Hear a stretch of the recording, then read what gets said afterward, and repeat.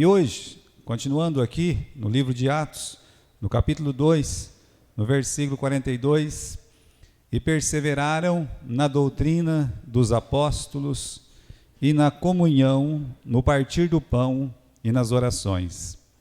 E em cada alma havia temor, e muitos prodígios e sinais eram feitos por intermédio dos apóstolos. Todos os que creram estavam juntos e tinham tudo em comum. Vendiam suas propriedades e bens, distribuindo o produto entre todos, à medida que alguém tinha necessidade. Diariamente perseveravam unânimes no templo, partiam o pão de casa em casa e tomavam as suas refeições com alegria e singeleza de coração, louvando a Deus e contando com a simpatia de todo o povo. Enquanto isso, acrescentava-lhes o Senhor, dia a dia, os que iam sendo salvos.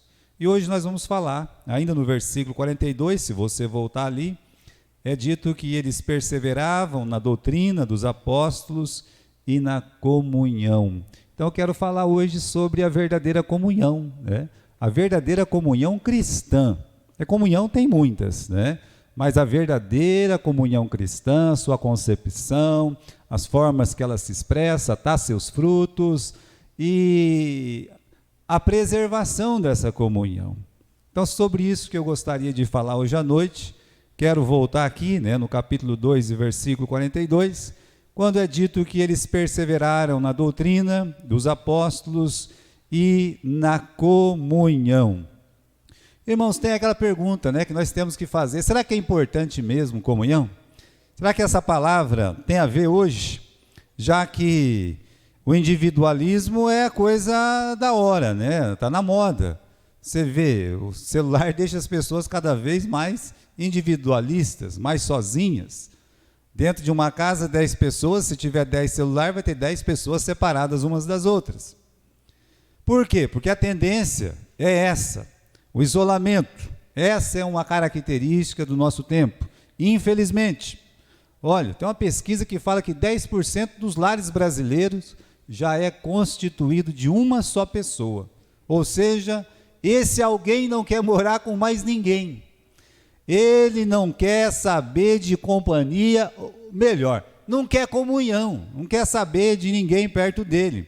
E aí, meus irmãos, se isso é uma tendência, se isso está crescendo nesse nosso Brasil, por que não dizer no mundo todo?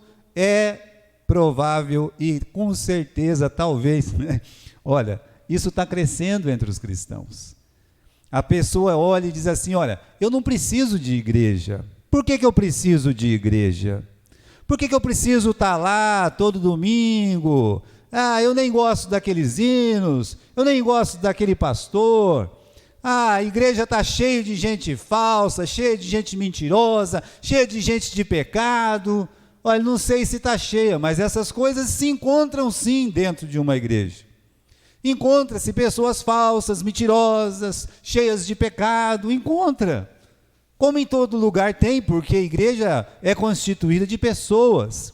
Mas seria essa desculpa?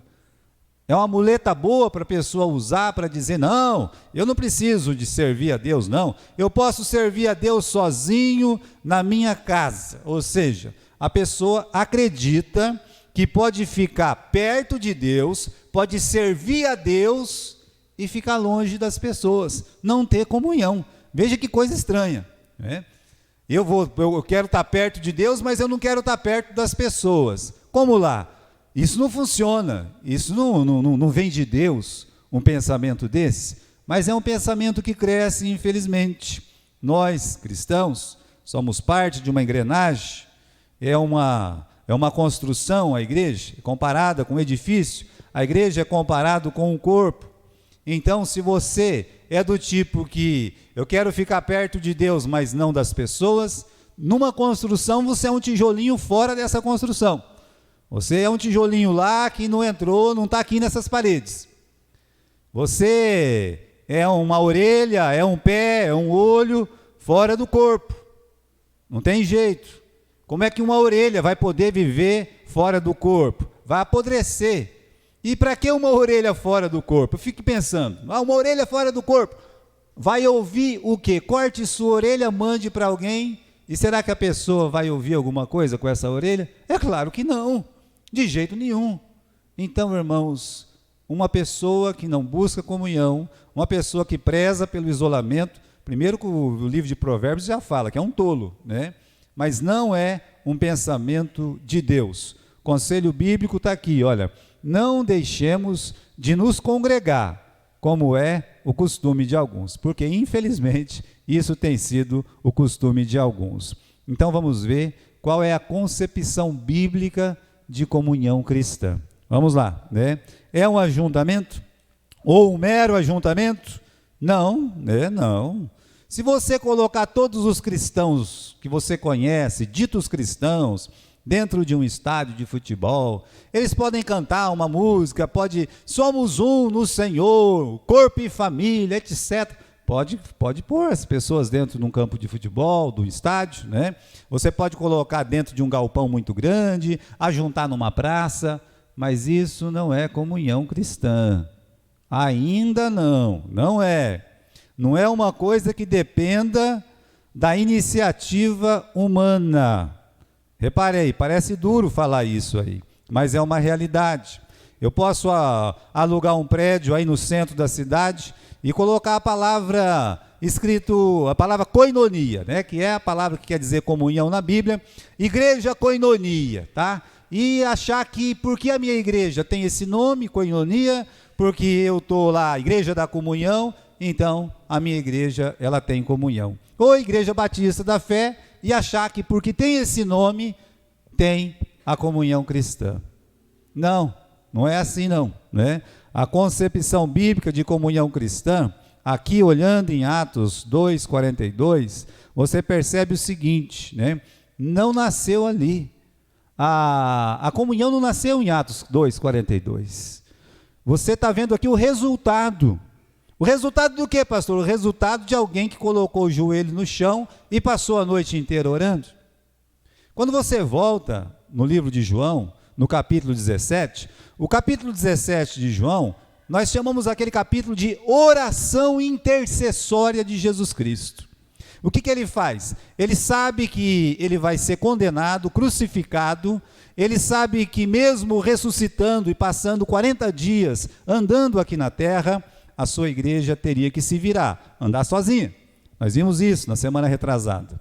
Agora, por isso, ele orou, ele rogou, ele pediu encarecidamente para o seu Pai, para que eles vivessem em comunhão, ou seja, para que eles fossem um. E pegamos alguns fragmentos aqui, olha, Pai Santo, guardas em teu nome, Pai Santo, para que eles sejam um, assim como nós, ou seja, o Deus Pai, Deus Filho, Deus Espírito Santo, para que eles sejam um como nós somos. Queremos essa comunhão, ou seja, Jesus ele queria que os irmãos da igreja estivessem em comunhão, como o Pai, o Filho e o Espírito Santo também vivem em comunhão. Depois, não rogo somente por estes, mas também por aqueles que vierem crer em mim por intermédio da tua palavra, a fim de que todos sejam um.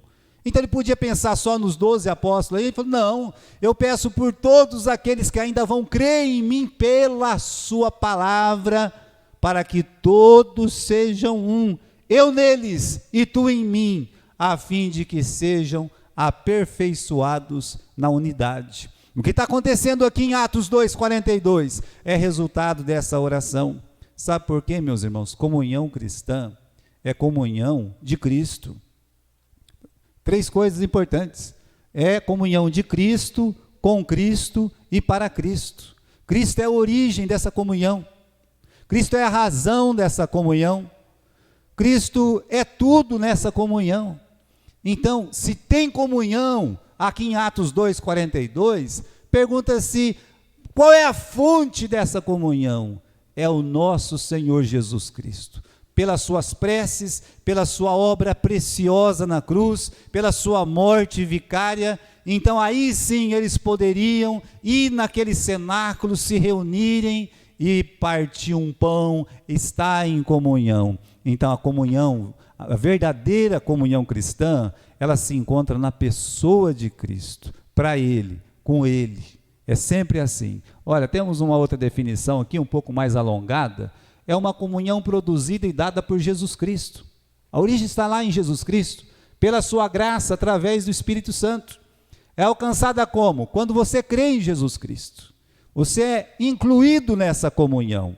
E depois, alcançada quando nos ligamos a Ele pela fé, em obediência à sua palavra. Ele chega a falar isso na sua oração. Os que vão crer em mim pela sua palavra, com o objetivo de glorificá-lo em nossas vidas. Então, quando eles estão ali em Atos 2, 42, eles estão pensando em Cristo, eles estão com Cristo. Ali Cristo é tudo em todos. Essa é a verdadeira concepção bíblica de comunhão cristã. Não pode ser diferente. Por isso, irmãos, a comunhão cristã é duas coisas. É, primeiro, e necessariamente, ela é vertical. Ela não é horizontal primeiro, ela é vertical. Se a gente perguntar novamente, por que essas pessoas estão reunidas aqui em Atos capítulo 2, versículo 42? Porque eles sentem falta de um calor humano. As pessoas se reúnem por isso, não se reúnem? É porque elas gostam de cantar hinos, cânticos. As pessoas se reúnem por isso também, porque eles querem manter alguns costumes. Olha, as pessoas elas se reúnem por isso também. É por causa que foram batizadas. Olha, as pessoas também, elas se reúnem porque são batizadas. Mas não quer dizer que tem o quê? Que tem uma comunhão cristã. Se você for lá numa cidade do sul, as pessoas se reúnem para cantar, para manter alguns costumes do sul, costumes com comida, bate pé no chão, bate mão na parede. Olha, eles estão em comunhão, mas não é uma comunhão cristã. Antes que houvesse o batismo cristão, eles já estavam praticando o batismo para tudo que é canto. Portanto, ela é primeiro necessariamente vertical, porque, irmãos, uma maçonaria pode produzir comunhão. Eles estão unidos lá, eles têm um propósito, mas não é o de Jesus Cristo. A própria palavra sinagoga quer dizer reunião, mas ali não tem Cristo. A lei foi dada por Moisés, mas a graça e a verdade vieram por Jesus Cristo. Isso é capítulo 1 do livro de João. Eles podem chegar até a lei, mas eles não podem chegar até a graça e a verdade. Estas pessoas estão reunidas na presença de Deus, mas em torno de uma pessoa. Qual pessoa? Em torno de Jesus Cristo. Aqui, se a igreja estiver reunida por qualquer outro motivo, que não seja por Jesus Cristo, não existe razão de ter essa comunhão cristã. Pode ser chamado de comunhão, mas não é uma comunhão cristã, verdadeiramente cristã. Então nós estamos reunidos em torno de uma pessoa. Paulo fala isso lá em 1 Coríntios, quando fala da ceia. A comunhão que temos não é a comunhão no seu corpo, não é comunhão com o seu sangue. Ele não fala isso. Ou seja, estamos aqui unidos em torno de uma pessoa. E voltando aqui no capítulo 2, versículo 42, diz que eles estavam perseverando na doutrina dos apóstolos. Aquela fé que Judas diz, uma vez entregue para os santos. A doutrina dos apóstolos é a doutrina que está no Novo Testamento, que pode interpretar à luz de Deus o Velho Testamento. É assim que nós olhamos. Então, quando você olha as Escrituras, se você quer entender o que é Deus, você quer entender a obra vicária de Cristo, você olhe para Jesus Cristo. Olhe para Jesus Cristo.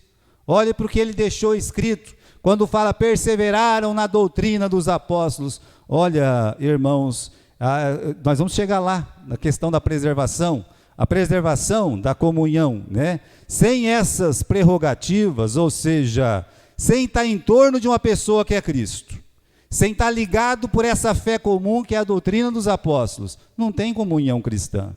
Tem qualquer outra coisa que não seja comunhão cristã. Então, comunhão cristã pode ter muitos ajuntamentos, mas comunhão cristã é uma ligação em Cristo pela doutrina que ele deixou. Então, lá no capítulo 17 de João, ele chega a enfatizar isso, né? Os ensinamentos que eu deixei para eles. E o Espírito Santo faria com que cada um deles lembrasse daquilo que Jesus Cristo ensinou, como faz com cada um de nós. Meus irmãos, se nós lembramos da palavra, se existe aquele freio no pecado que cada um de nós temos, é porque o Espírito Santo está agindo em nós, está trabalhando na nossa vida. Nós somos nascidos do Espírito. Então, é diferente. Você vai numa maçonaria, lá não tem pessoas nascidas do Espírito, eles não podem entender o que Jesus Cristo disse. Se você for lá no Islã, você vai encontrar aquelas pessoas, e são mais de 1 bilhão de pessoas, e o que eles podem entender de comunhão em Cristo? Nada. Por quê? Porque eles não têm Cristo, eles não são nascidos do Espírito. E a mesma coisa serve para todas as religiões sem Cristo. Ou seja, a comunhão cristã é primeiro e necessariamente ela é vertical, ela tem que ter Cristo, Cristo na doutrina dos apóstolos, e ela se exprime de diferentes formas. Aí vem a questão horizontal, né? Se a questão vertical é Cristo, se a questão vertical é a doutrina deixada na sua palavra, ensinada pelos apóstolos, então nós temos essa questão vertical. E a questão vertical, você, por exemplo, você está numa comunhão. Quando nós falamos de um culto, o culto é uma comunhão. Aqui nós cantamos, aqui nós oramos, aqui nós podemos celebrar a ceia do Senhor, há muitas coisas que podemos fazer num culto. Isso expressa comunhão, sim, mas contanto que seja feita para a honra e a glória de quem? E a glória de Jesus Cristo, porque senão não é comunhão cristã. Então o culto, se é culto cristão, nós vamos cantar hinos que glorifiquem a Cristo. Se é culto cristão, nós vamos poder dizer que nós estamos libertos de todos os usos e costumes humanos. Se nós estamos aqui em Cristo Jesus, reunidos na sua santa presença, nós vamos orar ao Pai, em nome do Filho, e através do Espírito Santo, toda a palavra, toda a nossa oração, ela chegará até os céus. Então as orações, a pregação, a ceia, o louvor, quer dizer, os nossos cânticos, isso é tudo para Cristo, para Cristo. Quando você olha lá para o livro de Apocalipse, não tem outro personagem que não Cristo. As pessoas estão cantando, as pessoas já estão mortas, ou as pessoas estão lutando, estão vivas, mas sofrendo ali debaixo do poder da besta, mas é tudo por Cristo. Eles não têm vergonha de cantar o cântico do Cordeiro, eles não têm vergonha de dizer: digno é o Cordeiro, porque foste morto e compraste para si almas. Quer dizer, almas, pessoas foram compradas por Jesus Cristo, pelo seu sangue.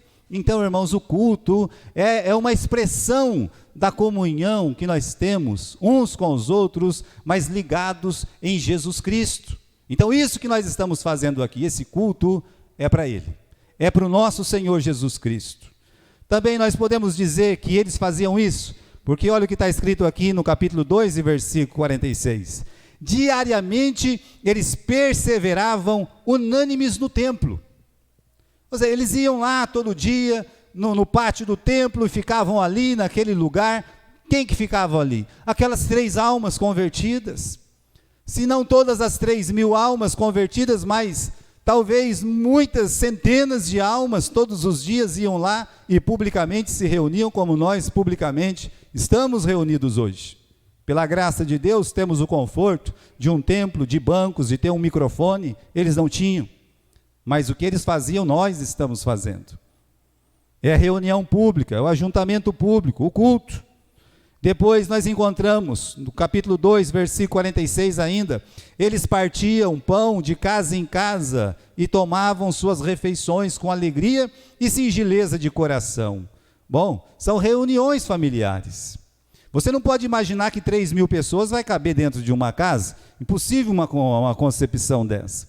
Então você pode imaginar que a igreja se reunia em grupos familiares, sim, se reunia. Por quê? Porque era uma forma de comunhão.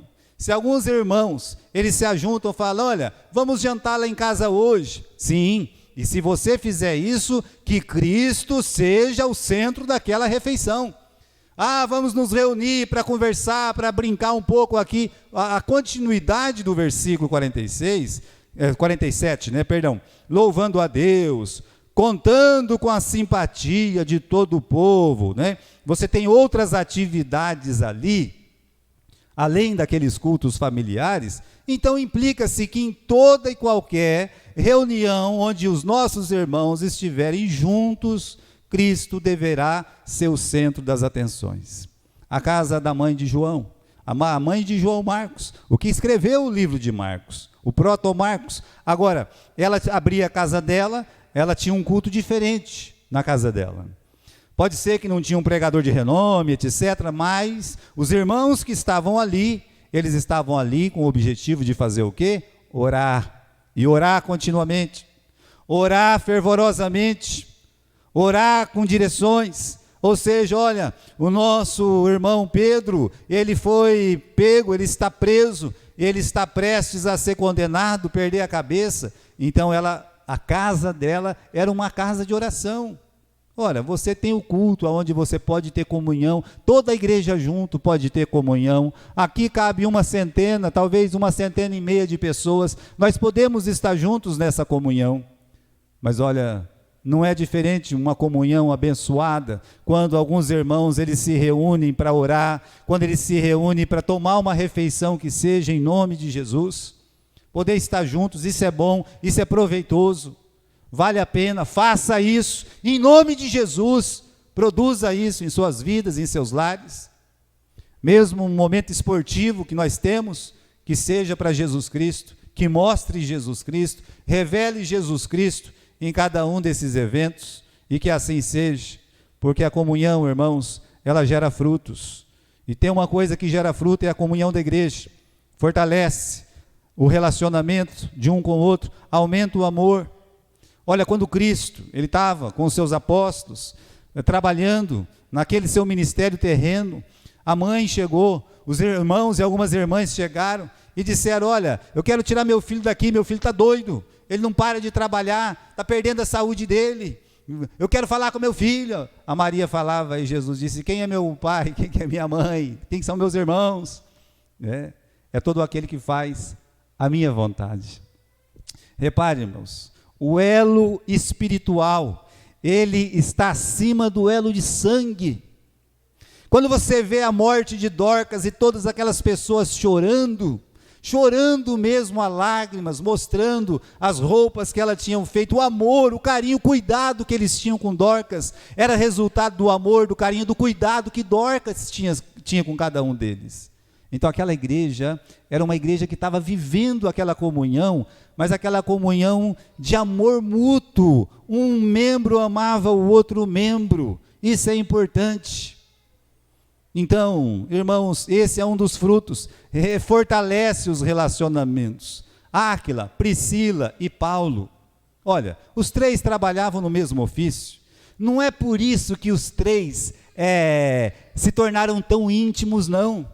O que fez com que Áquila e Priscila, a ponto de Paulo olhar e dizer assim, este casal expôs a própria cabeça por amor de mim, eles estavam prontos a entregar a vida por mim.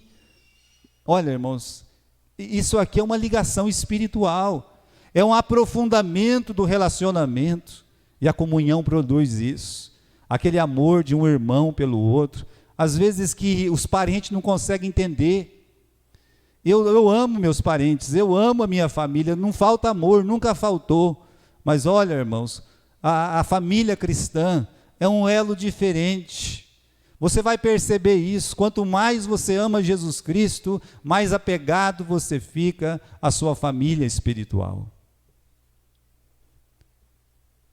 A comunhão gera frutos, porque abre portas para contatos evangelísticos, causa um crescimento numérico. Repare que nós temos a figura do Cornélio. Deus falou com ele estava sozinho.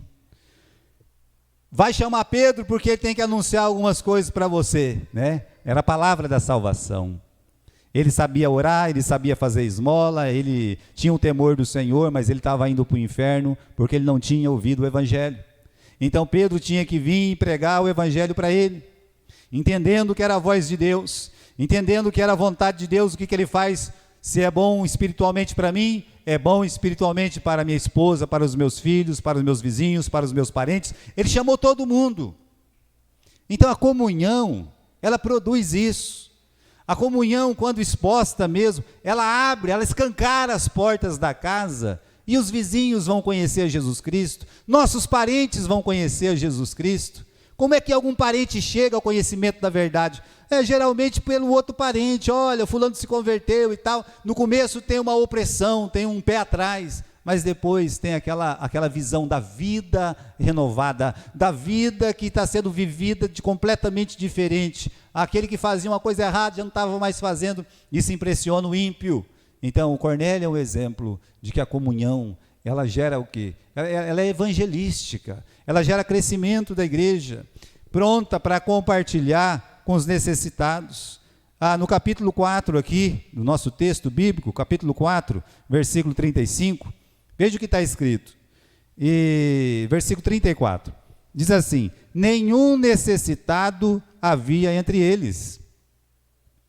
Não tinha. A igreja não tinha necessitado. Como assim não tinha necessitado, pastor? Não tinha.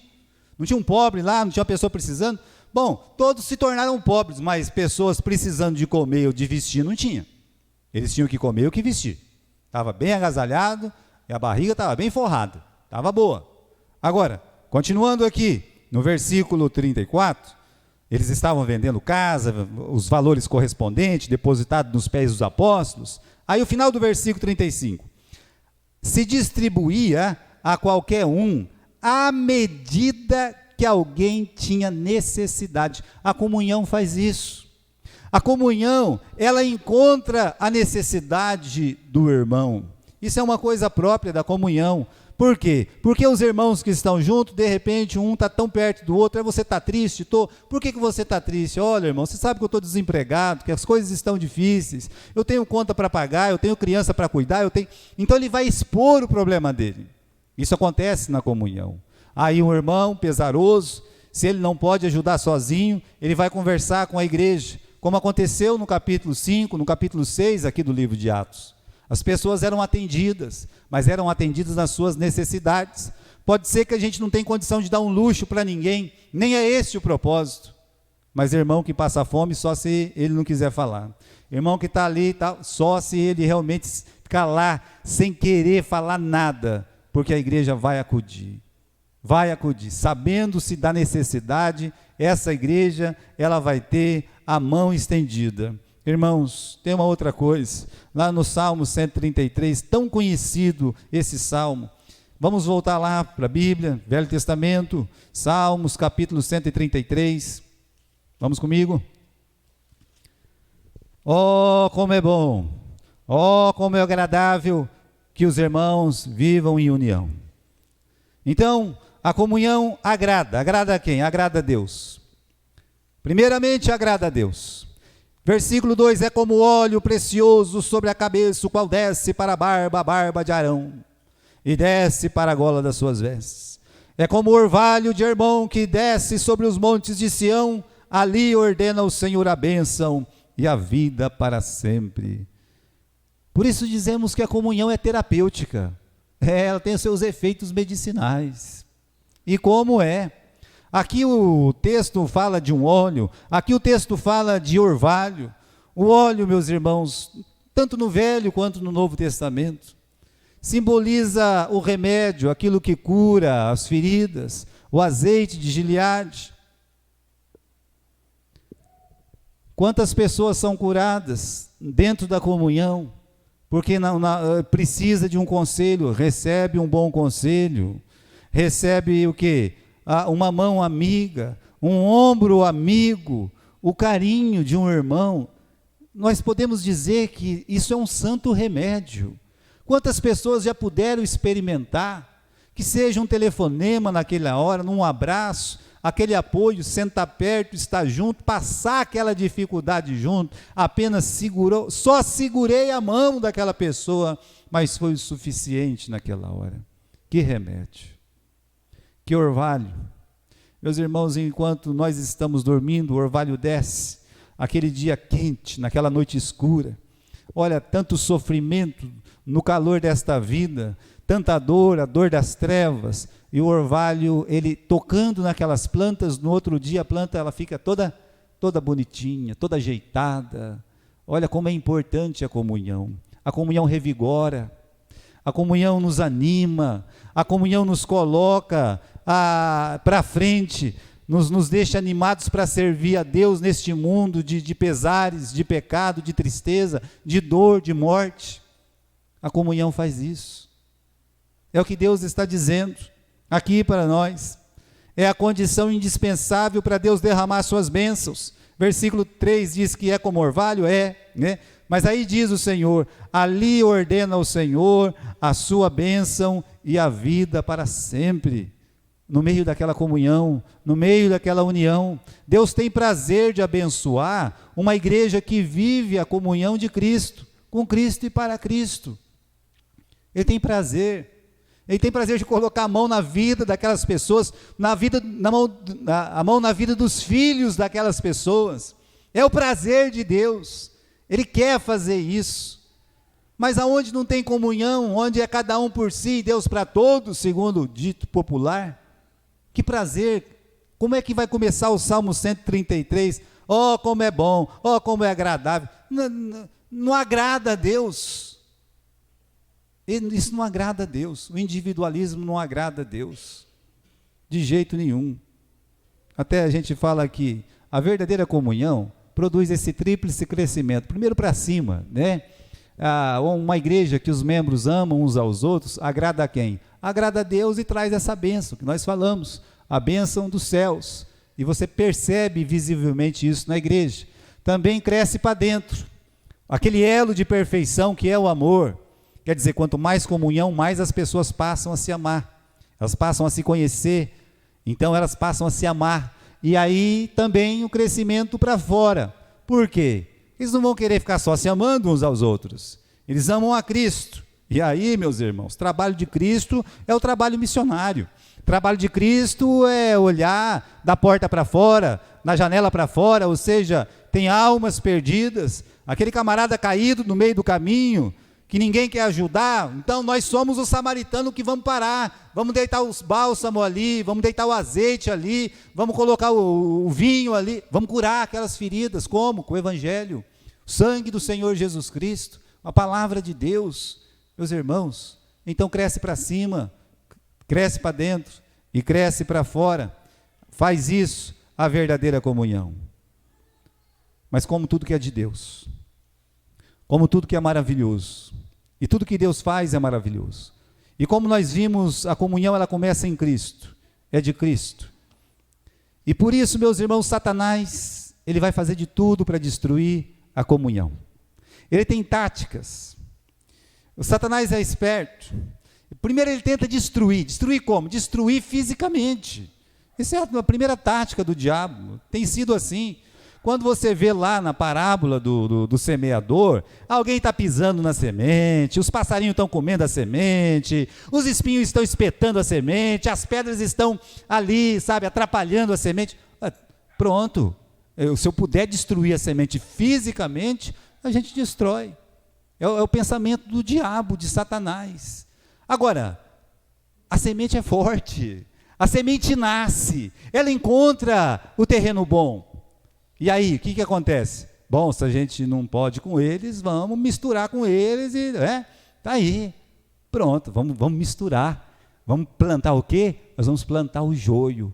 Então nós aprendemos desde o princípio que os ataques eles são externos, mas eles também são internos.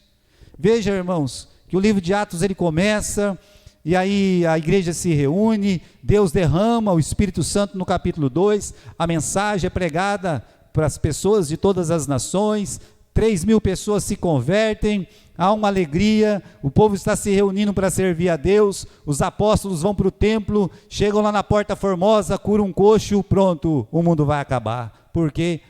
Não pode fazer isso não, né? Não pode pregar no nome de Jesus, não pode ensinar no nome de Jesus. Como assim não pode? Quem disse que não pode?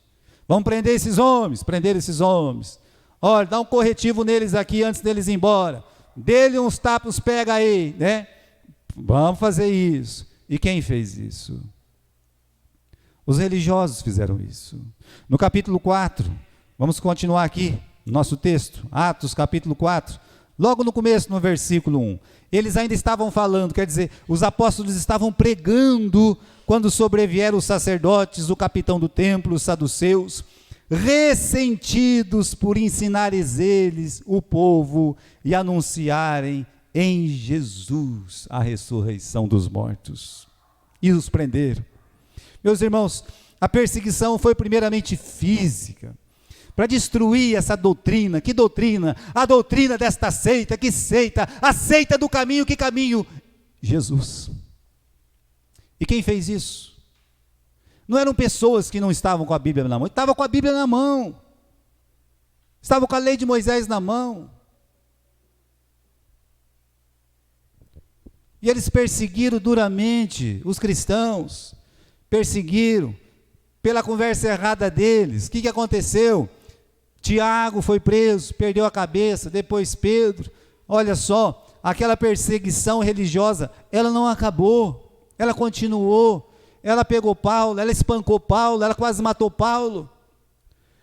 Ela foi na frente de um tribunal e disse: este homem é uma peste. É assim que eles viam Paulo, como uma peste. Este é o pior da seita dos nazarenos. Para nós, o mais corajoso, o mais fiel, o mais valente, o mais destemido, o mais abnegado. Mas para eles, uma peste.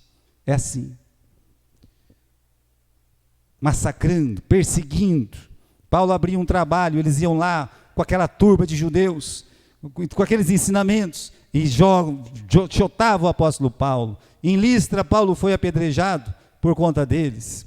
Quando Paulo volta, está longe das igrejas que ele organizou, pronto, lá desce um grupo de Jerusalém, e ensina que se vocês não se circuncidar, vocês não podem entrar no reino de Deus. Paulo rebate.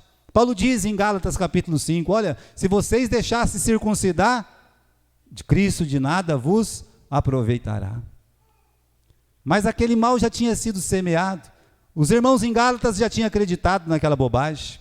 As pessoas deixaram de servir a Cristo para cumprir o quê? Os costumes judeus. Que pode ser ensinado em qualquer sinagoga que nunca vão ensinar o nome de Jesus. Essa foi a primeira perseguição, foi uma perseguição externa, foi uma perseguição bruta. Aí, meus irmãos, o Estado apoiou. Herodes compra a briga da igreja e faz o quê? E manda prender Tiago, corta a cabeça dele, tenta prender a Pedro, e desde então, vira e mexe, o Estado vem com perseguições, até que então Satanás usa o Estado para casar com a igreja. Que pena. Mas havia ainda outras perseguições, de outras igrejas, religiões. Paulo foi em Éfeso, pregou contra a idolatria. Um homem chamado Demétrio se levantou e disse: não é assim não, vamos destruir essa seita aí. Foi lá, correu atrás, até que toda a cidade tremeu, gritando: grande é a Diana dos Efésios.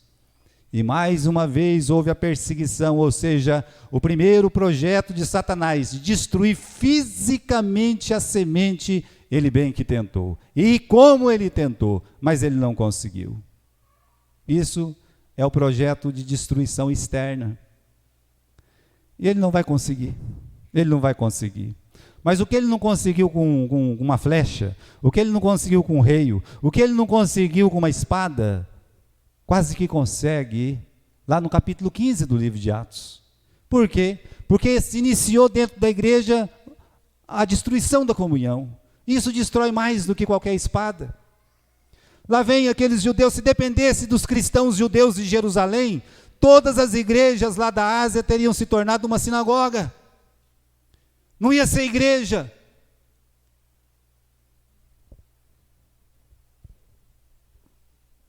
Meus irmãos, aquilo foi um mal, se alastrou. A praga, quando ela se alastra, quando eu era jovem, devia ter lá uns 18, 19 anos, fui no sítio do Ailton Falcão, ele chamava, e ele disse, vamos lá ver a nossa soja, né? Montamos, ele tinha uma rural, aquelas F-75, a gente foi, chegamos lá, ele tinha vindo da praia, ele não tinha visto a plantação de soja dele. Estava ele e o pai dele. E eu. Aí o pai dele foi passando pelos campos. Valha-me, Senhor. O que aconteceu? Enquanto ele estava na praia, umas pragas, uma tarde de lagarta rosada. Aquilo foi uma praga. Nós perdemos tudo. Eu olhava e não via nada. Eu não via, eu não sei o que é praga, eu não sei o que é isso. Para mim a plantinha estava até mais ou menos. Mas para eles que entendem, coitado do velhinho quase chorava, não tinha mais o que fazer. Perdeu. Eu pensava, perdeu o quê, né? Perdeu toda aquela plantação. A praga invadiu, tomou conta. Veja, irmãos, uma conferência foi feita para dar fim àquele ensinamento que estava destruindo a comunhão das igrejas, dos gentios. E no capítulo 15, versículo 11, o apóstolo Pedro, ele se levanta no meio de todos e diz, olha, nós cremos que somos salvos pela graça de Deus. Tiago também se levanta e diz, olha, nós não devemos incomodar aqueles que são chamados dentre os gentios. Moisés tem quem pregue eles todos os sábados, vamos deixar os nossos irmãos gentios em paz. E assim aconteceu. Por quê? Porque a falsa doutrina, se ela entrar, dificilmente ela sai. E quando ela sai assim, ela sai quebrando, machucando, dividindo, fazendo com que irmãos chorem, se entristeçam. Que divide mais do que a falsa doutrina? Não tem. Então, irmão, Satanás, ele é astuto. Ele vê que as pessoas estão dormindo. E faz o quê? Ele joga o joio no meio do trigo. Ele planta, porque ele sabe que aquilo tem um poder de destruição tremendo. E isso acontece.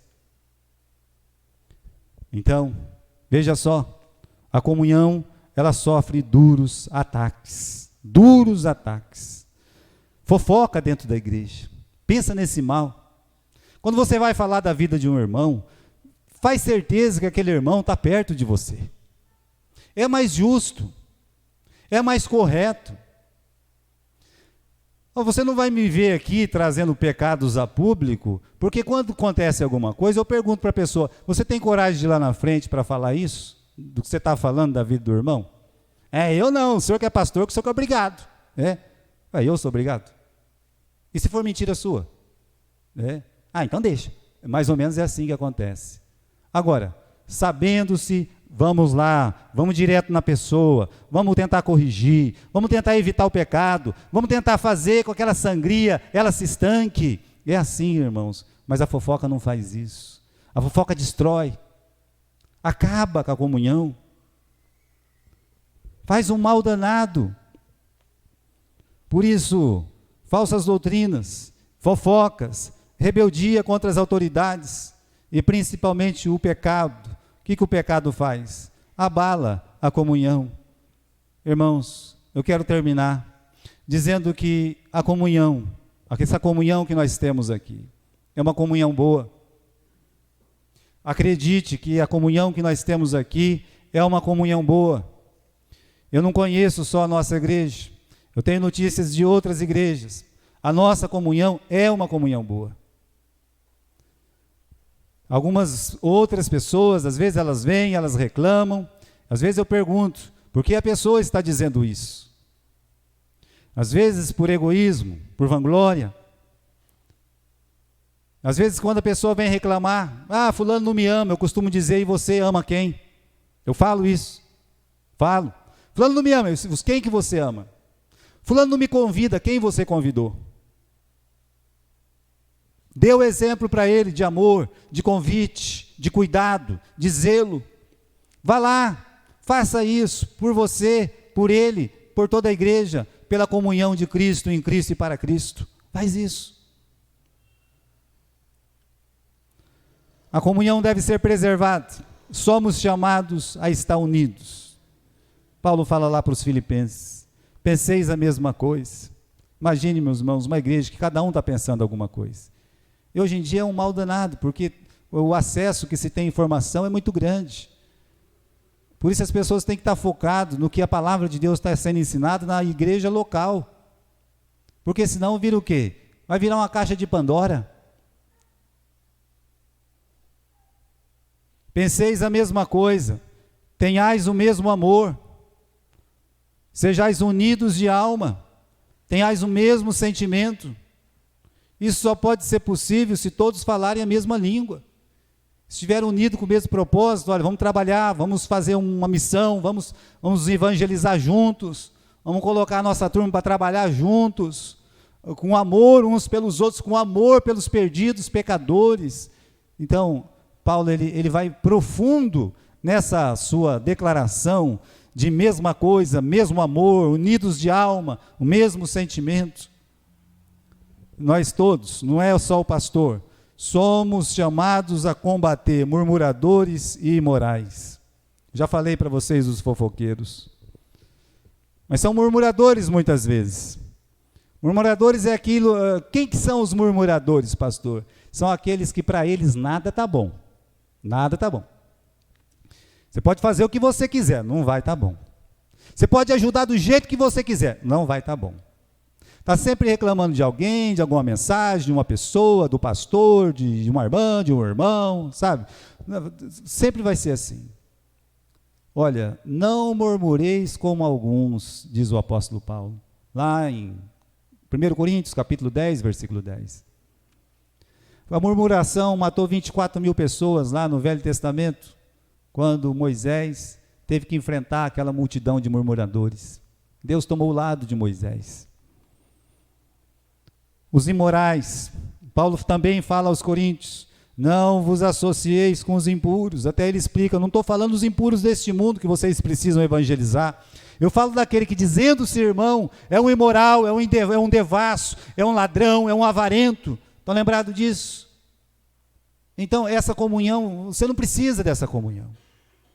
Sabe que a pessoa é besteirenta? Sabe que a pessoa é um imoral? Não tem como provar isso para que leve a pessoa, fale com a pessoa. Não tem? Então, olha, você faça o seguinte, né? Você ore a Deus, não fica perto dessas pessoas. Ligação próxima com essas pessoas vai te levar à imoralidade, vai te levar no mau caminho. Então, se afaste. Não vai fazer bem para a sua saúde espiritual. Note o que promove dissensões doutrinárias. Rogo-vos, irmãos, que noteis os que promovem dissensões e escândalo contra a doutrina que aprendestes. Desviai-vos dele. Uma doutrina estranha ali, sai fora daquilo ali. Você não precisa ouvir aquilo ali. Deixa para lá. Chega uma pessoa estranha, vai falar uma coisa estranha, se afaste. Fique longe. Fique só com o que a palavra de Deus está dizendo. Finalmente, nós somos chamados a lutar por essa fé, meus irmãos, que Judas fala, uma vez foi entregue aos santos. Até eu queria terminar lendo esses dois versículos. Primeiro eu quero ir lá em Judas no versículo 3, tá? Judas só tem um capítulo, pequeníssimo. Diz assim, amados, quando eu empregava toda a diligência em escrever-vos acerca de nossa comum salvação, quer dizer, dessa comunhão que nós temos, olha só, ele começou a escrever, ele diz, olha, eu me senti tocado para escrever a respeito dessa comum salvação, dessa comunhão maravilhosa que nós temos em Cristo. Aí ele diz o seguinte, ele fala, foi que me senti obrigado a corresponder-me convosco, exortando-vos a batalhardes, ou seja, a lutar, a dar suas vidas mesmo, diligentemente, pela fé que uma vez por todas foi entregue aos santos. Aquela fé que Jesus disse que o Espírito Santo faria lembrar, essa fé. Essa fé que está lá, perseveraram na doutrina dos apóstolos, essa fé. Então, somos chamados a lutar por essa fé, como diz Judas. Agora vamos em Filipenses capítulo 1 e versículo 27, vamos terminar o nosso estudo ali. Filipenses capítulo 1 e versículo 27.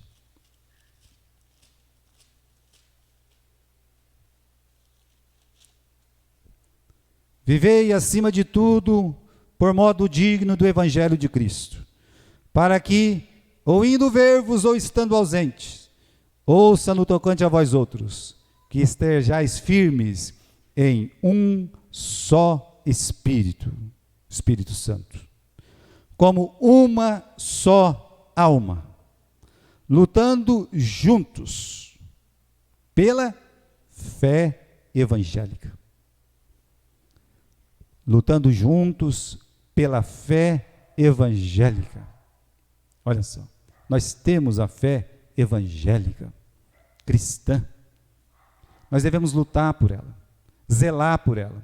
Se um cristão não fizer isso, não vai ser um muçulmano que vai fazer. Se um cristão não fazer isso, não vai ser um budista que vai fazer. Se um cristão não fizer isso, não vai ser um mórmon que vai fazer.